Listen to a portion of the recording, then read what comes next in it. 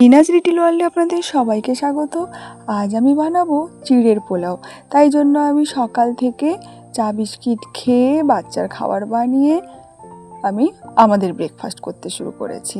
তো আমি আজ সকাল থেকে ঘুম থেকে উঠেই চিড়েটাকে ধুয়ে জল ঝরিয়ে রেখে দিয়েছি, আর এদিকে আলু আর গাজরটাকেও ঝিরিঝিরি করে কেটে রেখে দিয়েছিলাম। দিয়ে আমি ওই কড়াইতে এবারে প্রথমে দিয়ে দিয়েছি সাদা তেল। তেলটা গরম হয়ে গেলে কেটে রাখা আলু আর গাজরটা দিয়ে ভালো করে ভেজে নিয়ে আমি দিয়ে দিলাম চিনেবাদাম, কাজু, কিশমিশ। সেটাকে ভালো করে ভেজে নিয়ে আমি একটা বাটিতে তুলে রাখলাম। আর ওই কড়াইতেই দিয়ে দিলাম সাদা তেলের সঙ্গে সামান্য একটু ঘি, কারি পাতা আর ফোড়নের জন্য জিরে। দেওয়ার পর সামান্য নাড়াচাড়া করে কুচিয়ে রাখা পেঁয়াজটা তুলে দিলাম। আমি বেশ খানিকটা পেঁয়াজ দিয়েছি, দুটো বড় সাইজের। আর এই রেসিপিতে একটু বেশি পেঁয়াজ দিলেই কিন্তু ভালো লাগে।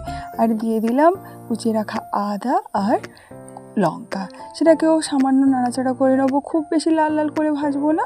দেখুন আমার পেঁয়াজের কালারটা যেরকম আছে, আপনারা বানালে কিন্তু এইভাবেই বানাতে পারেন, খুবই সুন্দর স্বাদ আসবে। এবারে আমি দিয়ে দিলাম প্রয়োজন মতো হলুদ আর স্বাদ মতো লবণ। এবারে ধুয়ে ভিজিয়ে রাখা চিড়েটা আমি তুলে দিলাম। দেখুন মশলার সঙ্গে ভালো করে মিশিয়ে নিতে কালারটা কতটাই না সুন্দর এসেছে। আপনারা ভাবছেন আর কেন দেরি করবেন, তাড়াতাড়ি বানিয়ে ফেলি। না না না না, দেখুন পুরো রেসিপিটা কিন্তু শেষ অবধি দেখে নিন, তারপরে রান্নাঘরে যাবেন। আমি ভালো করে মিশিয়ে নিয়ে নাড়াচাড়া করে এবারে ভেজে রাখা গাজর, আলু আর বাদামগুলো তুলে দিলাম।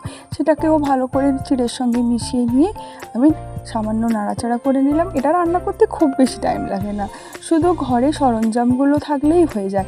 আর লাস্টে একটু দিয়ে দিলাম চিনি। এটাতে কিন্তু একটু ঝাল মিষ্টি মিষ্টি হলে খেতে দারুণ লাগে। আর আপনাদের কাছে যদি ধনেপাতা থাকে, ধনেপাতা কুচি দিতে পারেন। আমার কাছে ছিল না তাই আমি দিতে পারিনি।